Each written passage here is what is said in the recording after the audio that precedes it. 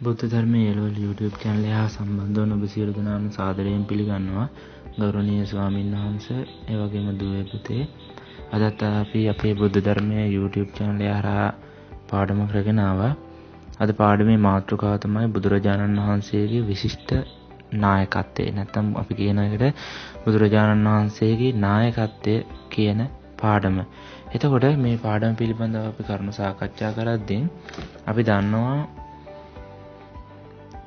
බුදුරජාණන් වහන්සේ තමයි මේ ලෝකේ පහළ වුණු විශිෂ්ටතම නායකයා. එතකොට ලෝකේ සතුන් ගත්තන් පස්සේ අපි මිනිස්සු අතහැරලා අපි හිතමුකෝ සතුන් කියලා. ඒකට මේ සතුන් ගත්තන් පස්සේ කණ්ඩායමක් වශයෙන් ඉන්න හැම සතෙකුටම මෙහෙවන්නෙක් ඉන්නවා.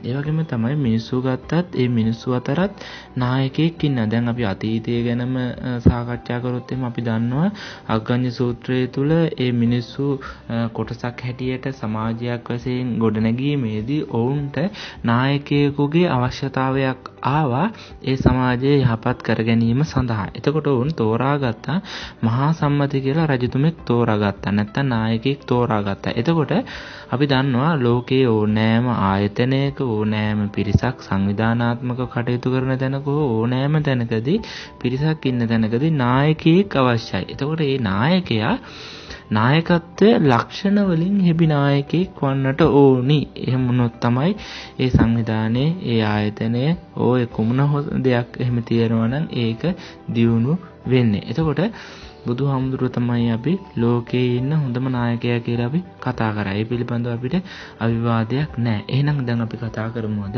බුදුහාමුදුරුවන්ගේ නායකත්වයේ පිළිබඳව කොයි ආකාරයටද බුදුදහම තුළ සඳහන් වෙන්නේ කියලා. ඉතින් අදත් අපි මේ පාඩම කතා කරද්දී මේ පාඩම සාහිත්‍ය මූලාශ්‍රයන් හරහා තමයි අද අපි කතා කරන්නේ. එතකොට අද අපි කතා කරන මූලාශ්‍රයන් තමයි මහා වග්ගපාලිය, ධම්මපදයේ අට්ඨවග්ගය, මජ්ක්‍ධිම නිකායේ වේරංජක සූත්‍රය, ඒ වගේම කුද්දක නිකායේ මහා මංගල සූත්‍රය, අංගුත්තර නිකායේ ලෝක සූත්‍රය, දීඝ නිකායේ මහා පරිනිබ්බාන සූත්‍රය කියන මෙන්න මේ සූත්‍රයන් හරහා අපි අද මේ පාඩම කතා කරනවා. එතකොට සාමාන්‍යයෙන් අපිට බුදුහාමුදුරුවන්ගේ නායකත්වයේ පිළිබඳව අපි දන්නම බොහෝ කාරණාවන් අපිට ලියන්න පුළුවන්. අපි මේකේ සීමිත ප්‍රමාණයක් තමයි කතා කරන්නේ.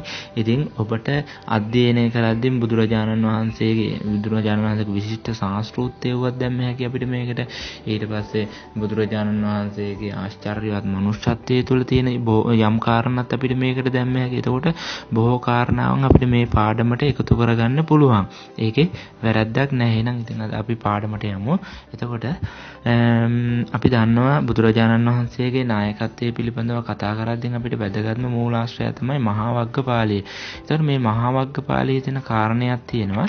දැන් අපි දන්නවා බුදුහාමුදුරුවෝ බුද්ධත්වයට පත් වෙලා පළවෙනි රහත් 69 අමතලා බුදුහාමුදුරුවෝ දේශනා කරනවා චරත භික්ඛවේ චාරිකම් බහුජන හිතාය බහුජන සුඛාය.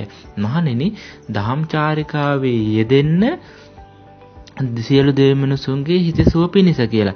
ඊට පස්සේ බුදුහාමුදුරුවෝ පළවෙනි රහත් 69 දහම් චාරිකාවේ යෙදවීමට කටයුතු කරනවා. හැබැයි මෙතනදී උන්වහන්සේත් එතනදී නිකන් ඉන්නේ. උන්වහන්සේත් මෙන්න මෙහෙම කියනවා අහම්පි භික්ඛවේ යේන උරුවෙලාය සේනානි නිගමෝ තේනුපසංකමි ධම්මං දේශනාය. කියන්නේ බුදුහාමුදුරුවෝත් ඒ අවස්ථාව තුළ මහණෙනි මමත් ජටිල දමනයේ පිණිස උරුවලට වැඩම කෙරෙමි කියලා ඒ භික්ෂුන් වහන්සේලාට බුදුහාමුදුරුවෝ දේශනා කරා. එතකොට දැන් ලෝකයේ තියෙන සාර්ථකම නායකයෙකුගේ ගති ලක්ෂණයක් තමයි නායකයත් වැඩ කරනවා, ඒ වගේම සෙසු අයත් වැඩ කරනවා. එහෙම වුණොත් තමයි මේ සංස්ථාව දියුණු සංස්ථාවක් බවට පත් කරගන්නට පුළුවන්. එහෙම නැති වුණොත් එහෙම දැන් අපි හිතුවොත් උදාහරණයක් ලෙස නායකයා වැඩ කරන්නේ නැතුව සෙසු අය වැඩ කරනවා. ඒ වගේම සෙසු අය වැඩ කරනවා, නායකයා වැඩ කරන්නේ සෙසු අය වැඩ කරන්නේ නායකයා වැඩ කරනවා. එතකොට ඔන්න ඔය ආදි වශයෙන් ගත්තන් පස්සේ එහෙමනොත් එහෙම එතන ප්‍රශ්නයක් තියෙනවා. එතකොට නායකයෙක් කියන්නේ නායකයත් වැඩ කරනවා,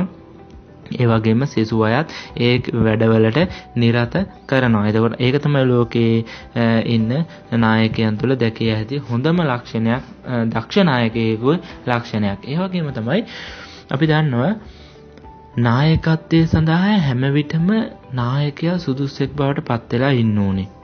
දැන් අපි සරණ උදාහරණයක් හැටියට ගත්තොත් එහෙම නායකයා සුදුසු නැත්නම් ඒකට අනිවාර්යෙන් අනිත් අයගෙන් දෝෂාරෝපණ එනවා. සරලම උදාහරණයක් හැටියට අපි ගමුකෝ දැන් මස් කඩේක ඉන්න කෙනෙක් නැත්නම් සත්තු මරණ කෙනෙක්, සත්තු මැරීමට අනුබල දෙන කෙනෙක් ප්‍රාණඝාතය කරන්න එපා කිව්වොත් එහෙම ඒක ප්‍රායෝගික නැහැ.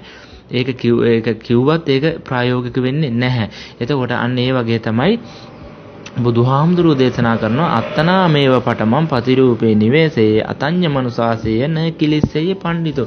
එතකොට එතනදී උන්වහන්සේ දේශනා කරන්නේ පළමුව Tamanගේ ප්‍රතිරූපය මැනවින් සකස් කොට අනුන්ට අවවාද දිය යුතුයි. මේක ලෝකේ ඉන්න නායකයන්ට හොඳ ආදර්ශයක්. ඒ කියන්නේ Taman පළමුවෙන්ම නායකත්වයේ තුල පරිපූර්ණව ඉඳලා ඒ වැඩ කටයුතු කරලා තමයි අනිත් අයට අවවාද දෙන්න ඕනේ. නැත්තම් එහෙම වුණොත් මෙතන ප්‍රශ්නයක් ඇති වෙනවා. ඒක නිසා ධම්මපදයේ අත්වග්ගයේ තුලින් අපිට බුදුහාමුදුරුවන්ගේ මේ නායකත්වයේ පිළිබඳව ලක්ෂණ අපිට ඉගෙන ගන්න පුළුවන්. ඒ වගේම දැන් අර වේරංජක සූත්‍රය වගේ සූත්‍රයන් අධ්‍යයනය කරද්දීනොත් අපිට බුදුරජාණන් වහන්සේගේ නායකත්වයේ පිළිබඳව අධ්‍යයනය කරන්න පුළුවන්. එතකොට අපි දන්නවා දැන් මේ වේරංජක බමුණ බුදුහාමුදුරුවෝ ගාවට එනවා. ඇවිල්ලා එයාගේ ශ්‍රාවකයොත් එක්කන් එන්නේ. එයා ඇවිල්ලා බුදුහාමුදුරුවන්ගෙන් ප්‍රශ්නයක් අහනවා. බුදුහාමුදුරුවනේ මිනිස්සු සුගතිගාමී වීමටත් දුගතිගාමී වීමටත් හේතුව මොකක්ද කියලා. ඒ අවස්ථාවේ බුදුහාමුදුරුවෝ දේශනා කරන අධම්මචර්යා විසමචර්යා හේතුකෝ ගහපතයෝ සන්තා කායස්ස බේදා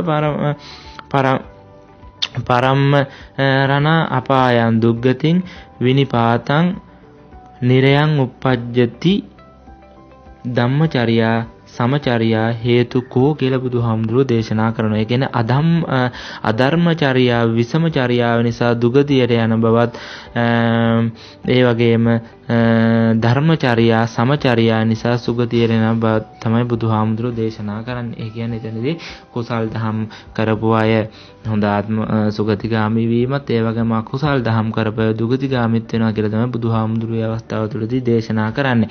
එතකොට මෙන්න මේ ලැබුණු පිළිතුර ගැන සතුටු වෙලා වේරංජක බමුණ ඇතුළේ සියලු දෙනා බුදුරජාණන් වහන්සේගේ ශ්‍රාවකයෝ බවට පත් වෙනවා. එතකොට මේ කාරණේ තුලින් අපිට පේන්නේ එතකොට බුදුහාමුදුරුවෝ කෙරේ ඒ අයට විශ්වාසයක් ලැබුණේ බුදුහාමුදුරන්ගේ මොකක් නිසාද? ඒ බුදුහාමුදුරන්ගේ දක්ෂ නායකත්වය නිසා. එන ඕනෑම ප්‍රශ්නයකට නායකයා එන ඕනෑම අභියෝගයකට නායකයා මුහුණ දෙනවා. එතකොට මේකත් බුදුහාමුදුරන්ගේ අපිට දකින්න පුළුවන් විශේෂ ලක්ෂණයක් හැටියට අපිට දකින්න පුළුවන්. ඒ වගේම තමයි අපි දන්නවා දැන් බුද්ධ කෙනිකායේ මහා මංගල සූත්‍රය වගේ සූත්‍රයන් ගත්තන් පස්සේ මේ මංගල කරුණු මොනවද කියලා මිනිස්සුන්ට ප්‍රශ්නයක් වෙනවා. අපි කතා කරනවානේ. එතකොට දිට්ඨ මංගල, ශ්‍රුත මංගල, මෘත මංගල, ඒ කියන්නේ ඇහැට පේන දේවල්, කනට ඇහෙන දේවල්, හොඳ ස්පර්ශය, ඕවා තමයි මංගල කාරණා කියලා මිනිස්සු හිතාගෙන ඉන්නේ. හැබැයි මේක මේ මිනිස්සුන්ට විසඳගන්න බැරි නම් පස්සේ දිව්‍ය ලෝකෙට යනවා මේ ප්‍රශ්නේ. දිව්‍ය ලෝකෙට ගියන් පස්සේ දිව්‍ය ලෝකෙත් මේ ප්‍රශ්නේ විසඳගන්න බැරි වුණ පතන එක් දෙවියෙක් බුදුහාමුදුරුවෝ ගාවට වෙලා බුදුහාමුදුරන්ගේ මංගල කාරණා මොනවද කියලා අහනවා. බුදුහාමුදුරුවෝ ඒ වෙලාවේ එකෙල්ල එහෙම උන්ට දේශනා කරනවා.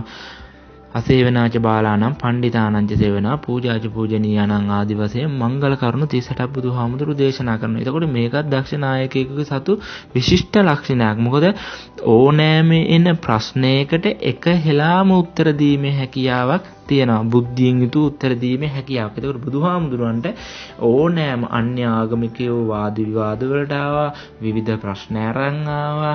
ඊට පස්සේ විවිධ දෙවියෝ, මිනිස්සුયો ඔය කියන සියලු දෙනාම විවිධ ප්‍රශ්න අරන් ආවා. බුදුහාමුදුරුවෝ හැම ප්‍රශ්නයකටම නොසැලී බුදුහාමුදුරුවෝ ඒ අයට ඒ ප්‍රශ්න වලට උත්තර දුන්නා. එතකොට මේකත් බුදුහාමුදුරන්ගේ තිබු විශිෂ්ට නායකත්වයේ ලක්ෂණයක් ඇටියට අපිට හඳුන්වන්න පුළුවන්. ඒ වගේම ලෝකයේ ඉන්න විශිෂ්ටම නායකයන්ගේ තවත් ගුණයක් තමයි සරල ජීවන පැවැත්ම. ඒ කියන්නේ සරලව ජීවත් වීම. ඒ වගේම තමයි චින්තන නිදහස, අනිත් මිනිස්සුන්ගේ අදහස් උදහස් වලට ගරු කිරීම, ඒ වගේම හිතන්න පතන්න සෙස්සන්ට අවස්ථාව දීම, හිතලා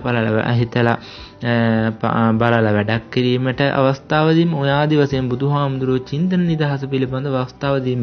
අපි කතා කරනවා විමර්ශක සූත්‍රය තුල බුදුහාමුදුරුවෝ කොයිතරම් නායකයෙක්ද කියන විශිෂ්ට නායකයෙක්ද කියනවනේ තමන් වහන්සේගේ බුද්ධත්වයේ පිළිබඳව පවා අන්න අයට විමසන්න අවස්ථාව ලබා දුන්නා. ඒ වගේම සමානාත්මතාවය. සියලු දෙනාම සමානව සලකව අපි දන්නා බුදුහාමුදුරුවන්ගේ ගිහි කාලයේ පුත්‍රයා රාහුල කුමාරයා පැවිදිලා හිටියා. අපි රාහුල තෙරුන් වහන්සේ ඒ වගේම සුනීත සෝපාක වගේ අඩුම කුලයේ අය, ඒ වගේම සරියුත් හාමුදුරුවෝ වගේ බුද්ධිමත් අය, ඒ වගේම එක ගාථා පාඨයක්වත් පාඩම් කරගන්න බැරි චුල්ලපන්තක හාමුදුරුවෝ වැනි අය. එතකොට මෙන්න මේ වගේ ශ්‍රාවකයෝ බුදුහාමුදුරුවෝ ගාව හිටියේ. හැබැයි බුදුහාමුදුරුවෝ හැම ශ්‍රාවකයාටම එකම ආකාරයෙන් තමයි ඒ හැම ශ්‍රාවකයා කෙරෙහිම බැලුවේ. ඒ කියන්නේ සමානාත්මතාවයෙන් තමයි බැලුවේ. ඒ වගේම අන්‍ය ආගමිකයන් සමග පවා බුදුහාමුදුරුවෝ සමානාත්මතාවයෙන් තමයි කටයුතු කරේ. ඒ වගේම සහජීවනයේ කියන එක නාලෝකයේ ඉන්න නායකයන් තුළ දකින්න පුළුවන් විශිෂ්ට කාරණයක්.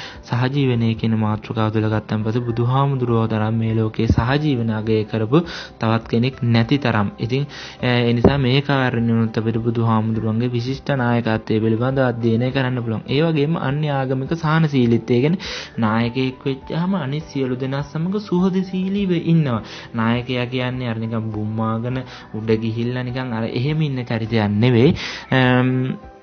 බුදුහාමුදුරුවෝ නායකත්වයේ තුලදී අනිත් සියලු දෙනා සමග බොහෝම සමගිව කටයුතු අපි දන්නවා. දැන් මහා සකුළුදායි සූත්‍රය, ඊට පස්සේ වගේ සූත්‍රයන් කතා කරද්දී බුදුහාමුදුරුවෝ දානේ වළඳලා වෙලාවක් ඉතුරු වෙලාවක් තිබෙද්දී උන්වහන්සේ අනිත් අය සමග අනිත් ආගමික නායකයන් සමග ගිහිලා සුව දුක විමසලා ඒ අයත් එක්ක කටයුතු කරලා ඒ අයගේ ප්‍රශ්න අහලා මොනවා හරි ඒවට පිළිතුරු දෙන්න තියෙනවා නම් ඒ පිළිතුරු දීලා සතුරු සාමීචියේ දීලා එනවා. එතකොට මේකත් බුදුහාමුදුරන්ගේ දක්ෂ නායකත්වයේ ලක්ෂණයක් හැටියට අපිට දකින්නට පුළුවන්. ඒ වගේම තමයි බුදුහාමුදුරුවෝ කොතරම් දක්ෂ නායකයෙක්ද කියනවා නම් අපිට අංගුත්තර නිකායේ ලෝක සූත්‍රය තුලන බුදුහාමුදුරන්ගේ නායකත්වය පිළිබඳව අධ්‍යයනය කරන්න පුළුවන්. දැන් අංගුත්තර නිකායේ ලෝක සූත්‍රයේ සඳහන් වෙනවා යතාවාදි භික්කවේ තථාගතෝ යතාකාරී යතාකාරී තථාවාදි ඉති යතාවාදි තථාකාරී යතාකාරී තථාවාදි තස්මා තථාගතෝති උච්චති. මහණෙනි, තථාගතයන් වහන්සේ යම්සේ කියනසේක්ද එසේ ක්‍රියා කරනසේක, යම්සේ ක්‍රියා කරනසේක්ද එසේ කියනසේක.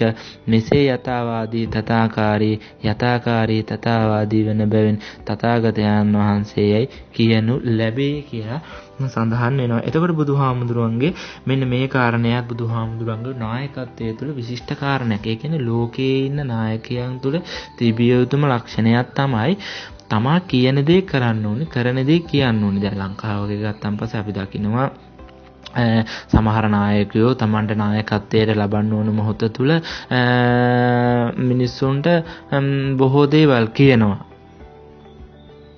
ඊට පස්සේ ඒ කිව්වට ඒ දේවල් පසුව කෙරෙන්නේ නැහැ, කියන දේ කරන්නේ නැහැ. ඒ වගේම තමයි සමහර අපි දන්නවා සමහර ලංකාවට තියෙන දේපල හැම විකිණීමේදී ඔවුන් ඒ කරන දේවල් කියන්නේ නැහැ. මිනිස්සුන්ට මහ ජනතාවට නොදැනෙන්න තමයි ඒ දේවල් සිද්ධ කරන්නේ. එතකොට මේ ආදී වශයෙන් ගත්තන් පස්සේ ලෝකේ නායකයෙක් තුල තිබිය යුතුම ලක්ෂණයක් තමයි කියන දේ කරන දේ කියන. ඉතින් බුදුහාමුදුරන්ගේ විශිෂ්ට නායකත්වයේ තුල මේ කාරණය බොහොම හොඳට පැහැදිලි වෙනවා. අපි උදාහරණයක් හැටියට ගත්තන් පස්සේ බුදුහාමුදුරුවෝ මව්පියන්ට සලකන්නේ කිව්වා. ඉතින් බුදුහාමුදුරුවෝ ඒක ක්‍රියාවෙම ඔප්පු කරා.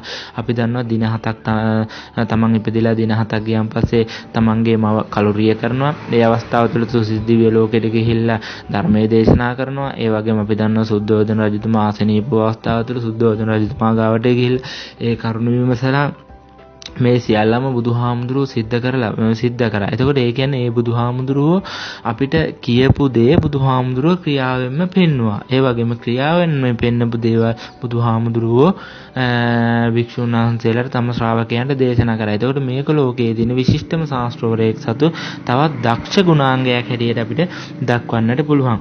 ඒ වගේම තමයි ලෝකයේ ඉන්න දක්ෂම නායකයන්ගේ තිබිය යුතු තවත් ලක්ෂණයක් තමයි නායකයෙකු ලෙස කිසිවකින් නොසැලුණු බව. ඒ කියන්නේ නායකත්වයේ ඉදීම තුළදී ඒ නායකත්වයට ඕනෑ තරම් අභියෝග වෙනවා. අපි දන්නවා දැන් බුදුහාමුදුරුවෝ ගත්තොත් ආලවක යක්ෂයා, ඒ වගේම අඟුලිමාල වගේ මිනිමරුවන්ගෙන් අභියෝග බුදුහාමුදුරුවන්ට. ඊට පස්සේ අපි දන්නවා නාලාගිරි වැනි සත්තුන්ගෙන් ඒ අරාකල 16ක් පවලා බුදුහාමුදුරුවන්ගේ පිරිනුවන් පෑම සඳහා එනවා. ඒ වගේම දේවදත්ත හාමුදුරුවෝ ගල් පෙරලනවා බුදුහාමුදුරුවන්ට. ඒතකොට බුදුහාමුදුරුවෝ මෙන්න මේ කියන සියලු අභියෝගයන් ඒ කියන්නේ අටලෝ දහමට කම්පා නොවේ බුදුහාමුදුරුව හිටියා. එතකොට මේකේ මේ කාරණේ තුලිනුත් අපිට බුදුහාමුදුරුවන්ගේ විශිෂ්ට නායකත්වයේ අධ්‍යයනය කරන්න පුළුවන්. ඒ කියන්නේ ලාභ යසායස නිന്ദා ප්‍රශංසා සුඛ දුක්ඛ කියන මෙන්න මේ අටලෝ දහමට නොසැලී සිටීම බුදුරජාණන් වහන්සේගේ නායකත්වයේ තවත් විශිෂ්ට ලක්ෂණයක් ලෙස අපිට දක්වන්නට පුළුවන්. ඒ වගේම තමයි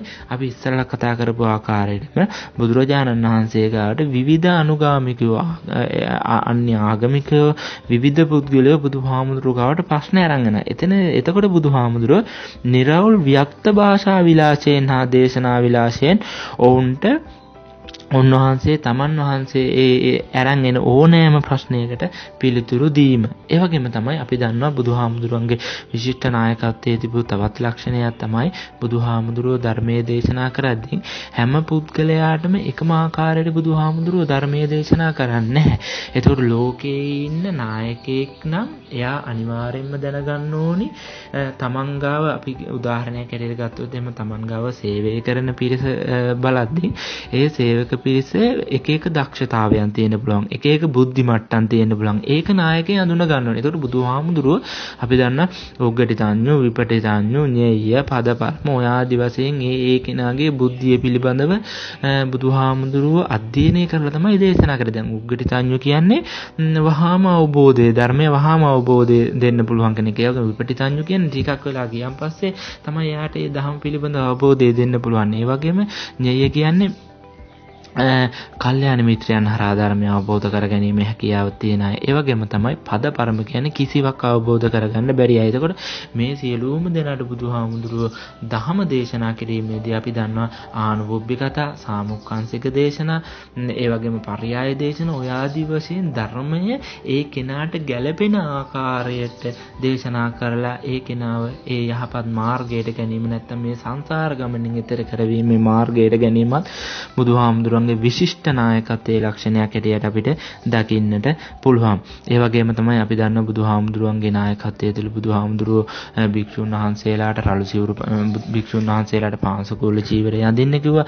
ඒ වගේම වනසෙනසුන් වල වසන්න කිව්වා. ඒ වගේම ගිරිගුව ආදී වාසය කරන්න කිව්වා. අල්පේච්ඡතාවය ඔය ආදී වශයෙන් සියලු දේවල් බුදුහාමුදුරුවෝ භික්ෂුන් වහන්සේලාට දේශනා කරා. වගේම බුදුහාමුදුරුවොත් අන්නේ ආකාරයටම තමයි ජීවත් වුනේ. ඊටාම සරල බවෙන් ඒ වගේම අල්පේච්ඡතාවය බුදුහාමුදුරුවෝ බුද්ධත්වයට පත් වුණා කියලා වනමුල් ඊට පස්සේ සෙනසුන් රුක්මුල් ඔය ආදී ස්ථානවල නැන හිටියා. ඒ වගේම පාංශකූල චීවරය බුදුහාමුදුරුවොත් පෙරේතවරු බුදුහාමුදුරුවොත් ගේ මෙන්න මේ කාරණේ තුලින් බුදුහාමුදුරුවෝ අනි ශ්‍රාවකයන් හා සමානවම තමයි තමාගේ නායකත්වයේ අයිතිය ලබා ගත්තේ. එතකොට මේකත් බුදුහාමුදුරුවන්ගේ තියෙන විශිෂ්ට නායකත්වයේ ලක්ෂණයක් ඇටියට අපිට හඳුන්වන්න පුළුවන්.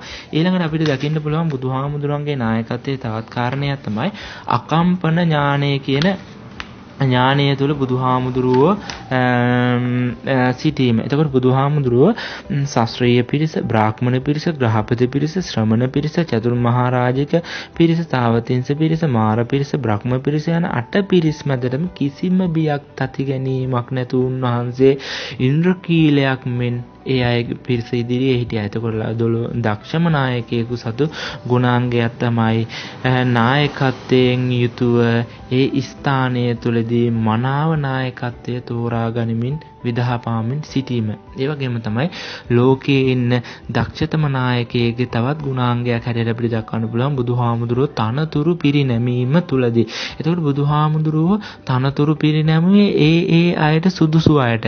දැන් අපි දන්නවා මහා ප්‍රඥාවතුන් අතර අග්‍රස්ථානය ලැබු සාරියුත් හාමුදුරුවෝ මහා ප්‍රඥයෙක්. ඒ වගේම ඉරිදිමතුන් අතර අග්‍රස්ථානය ලැබු මුගලන් හාමුදුරුවෝ ඉරිදිමත්භාවය පිළිබඳව ප්‍රවීණෙක්. ඒ වගේම අපි දන්නවා දහම් භාණ්ඩාගාරික තනතුරේ දරපු ආනන්ද හාමුදුරුවෝ ඒ පිළිබඳව ප්‍රවීණෙක්. ඒතකොට බුදුහාමුදුරුවෝ මේ සියලු දෙනාටම තනතුරු ලබා දීම තුළදී ඔවුන් සුදුසු අයට සුදුසු තනතුරු ලබා දුන්නේ. ඒතකොට ලෝකයේ දක්ෂ නායකයෙක් සතු තිබිය යුතු තවත් ගුණාංගයක් තමයි මෙන්න මේ ගුණාංගය. ඒ කියන්නේ නායකත්වයේ තුළදී අනිත් අයට තනතුරු ආදී ලබා දීම තුළදී ඔවුන්ගේ වෙනත් දේවල් බලලා නෙවෙයි දෙන්න ඕනේ, සුදුසු අයට දෙන්න ඕනේ. ඒ කියන්නේ ඒ පිළිබඳව සුදුස්සෙකුට තමයි ලබා දෙන්න ඕනේ ඒ තනතුර. ඉතින් ඒ තනතුර අපි දැක්ක බුදුහාමුදුරුවෝ භික්ෂු භික්ෂුණී උපාසක උපාසිකා යන සිව්වනක් පිරිසෙන බුදුහාමුදුරුවෝ ලබා දීපු අවස්ථාවක්. ඉතින් එතකොට මෙන්න ආදි වශයෙන් බුදුරජාණන් වහන්සේගේ නායකත්වයේ පිළිබඳව අපිට තනතුරු ලබා දීම තුරුනුත් අධ්‍යයනය කරන්න පුළුවන්. ඒ වගේම තමයි දීඝනිකායේ මහා පරිනිබ්බාන සූත්‍රය තුළ බුදුරජාණන් වහන්සේ පිරිනුවන් පාන මොහොත තුළ ඒතකොට උන්වහන්සේ කෙතරම් දක්ෂ නායකයෙක්ද කියනවනම් උන්වහන්සේ පිරිනුවන් පාන මංචකයේදී Tamanගේ ශිෂ්‍ය පිරිස යහමඟට නැත්නම් නිර්වාණගාමී මාර්ගයේ කරා යොමු කරන්න උන්වහන්සේ කටයුතු කරා. අපි දන්නවා මහා පරිනිබ්බාන සූත්‍රය අධ්‍යයනය කරද්දී උන්වහන්සේ කියන මහණෙනි එක් මහණෙකුට නමුදු බුදුන් පිළිබඳව හෝ දහම් හෝ සංඝයා හෝ මාර්ගය කෙරෙහි හෝ පිළිවෙත පිළිබඳව හෝ යම් සැකයක් හෝ විමතියක් ඇතනම් මහණෙනි ඒ විචාරව ශාස්ත්‍රූ අපට හමු වූහ. අපි ඒ භාග්‍යවතුන් වහන්සේ විසින් විචාරන්න නොහැකි වූමුයි පසුව පිළි සරණෝයි තෙවරක්ම වදාරා බුදුන් රදුන් කෙරෙහි ඇති ගෞරවය නිසා හෝ යමෙක් නොවිචාරන්නේ නම් යහළු භික්ෂුවක ලවා හෝ විමසා දැනගන්න යයි බුදුහාමුදුරුවෝ මේ ප්‍රකාශ කිරීම මේ ප්‍රකාශය සිද්ධ කිරීම. එතකොට මේකෙන් තේරෙනවා අපිට බුදුහාමුදුරුවෝ කෙතරම් දක්ෂ නායකයෙක්ද යන්නේ. උන්වහන්සේ පිරිනුවන් පාන මංචකයේදී තම ශ්‍රාවකයන්ට දේශනා කරන මේ තමන් වහන්සේ විසින් දේශනා කරපු මාර්ගයේ පිළිබඳව යම් හෝ සැකයක් තියෙනවා නම් අහන්න කියලා තෙවරක්ම බුදුහාමුදුරුවෝ දේශනා කරා. ඒ වගේම තමන් යම් කෙනෙකුට ඒ ප්‍රශ්නේ අහන්න ලැජ්ජාවක් හෝ ඒ ප්‍රශ්නේ අහන්න කෙනෙක් පසුබට වෙනවා නම් තමන්ගේ යාළුවෙක් කරා හෝ මාර්ගය පිළිබඳ යම් ප්‍රශ්නයක් තියෙනවා බුදුහාමුදුරුවන්ගෙන් විමසන්න කියලා තමයි බුදුහාමුදුරුවෝ දේශනා කරේ. ඒ වගේම තමයි දක්ෂ නායකයෙකු හැම වෙලාවකම අනිත් අය පිළිබඳව හිතනවා. ඉතින් ඒ කාරණේත් අපිට මේ මහා පරිනිබ්බාන සූත්‍රයේම දකින්න පුළුවන්. හන්දදානි බික්කවේ ආමන්ත්‍රයාමි වූ වය ධම්මා සංඛාරා අප්පමාදේන සම්පාදේත අන්තිම බුද්ධ වචනය තුළ බුදුරජාණන් වහන්සේ තම ශ්‍රාවකයන් කෙරෙහි සිතුවා. මහණෙනි දැන් තොප අමතමි සංස්කාරයෝ නැසෙන සුළුය. නොපමාවෙන් විමුක්තිය පිණිස කළ යුතු දෑ කරව. ඒ කියන්නේ බුදුහාමුදුරුවෝ දේශනා කරන මේ සියලු සංස්කාර ධර්මයන් නැති වෙන සුළුයි. ඒ නිසා නොපමාවම බුදුරජාණන් වහන්සේ දේශනා කරපු මාර්ගය තුල නියැලෙන්නයි කියලා බුදුහාමුදුරුවෝ දේශනා කරා. ඉතින් අපි දැක්ක උන්වහන්සේ අවුරුදු 45ක් පුරාවටම පරාර්ථකාමී සේවය තුල නියරුණා. මහා කරුණාවෙන් උන්වහන්සේ ඒ පරාර්ථකාමී සේවය තුළ නිරතුනේ. ඉතින් මේකත් බුදුරජාණන් වහන්සේගේ විශිෂ්ට නායකත්වයේ තවත් ලක්ෂණයක් ඇටියට අපිට දකින්න පුළුවන්. ඒතකොට මේ ආදි වශයෙන් අපිට මේ පාඩම පිළිබඳව කතා කරන්න පුළුවන්. ඉතින් අපි ඔබට යෝජනා කරන්නේ බැරි වෙලා හෝ මේ පාඩම විභාගයට අහුවොත් එහෙම අනිවාර්යයෙන්ම උදාහරණ 3ක්වත් දාලා මේ පාඩමට මේ ප්‍රශ්නෙට පිළිතුරු ලියනවා නම් මේ ප්‍රශ්නේ සාර්ථකයි. ඉතින් ඔබ දන්න බොහෝ කාරණා තියෙනවා. ඉතින් ඒ කාරණා මේ පාඩමට ඇතුළත් කරගන්න කියලා අපි යෝජනා කරනවා. එහෙනම් අද දිනය තුල අප සමග එකතු වීම පිළිබඳව අපි ඔබට ස්තුතිවන්ත වෙනවා. එතකොට අපි ඊළඟ සතියේ පාඩම රැගෙන ඉන්න බුදුරජාණන් වහන්සේගේ විශිෂ්ට දේශනා විලාසය ඉගෙනීම කියන පාඩම. එතකොට මේ පාඩමත් අපිට කොටස් දෙකකට තමයි කතා කරන්න වෙන්නේ. එහෙනම් අපි සමග සම්බන්ධ වුණු ඔබ සියලු දෙනාටම ස්තුතියි. ඒ වගේම අපි subscribe කරලා නැත්නම් අනිවාර්යයෙන්ම subscribe කරන්න. ඒ වගේම comment එකක් කරහා අපිට තව මේ පාඩමට අදාළ සූත්‍ර හෝ කරුණු හෝ තියෙනවා නම් අනිවාර්යෙන් ඉදිරිපත් කරන්න. මේ පාඩම අධ්‍යයනය කරන සියලු දෙනාට මේක වැදගත්. එහෙනම් සියලු දෙනාටම ස්තුතියි.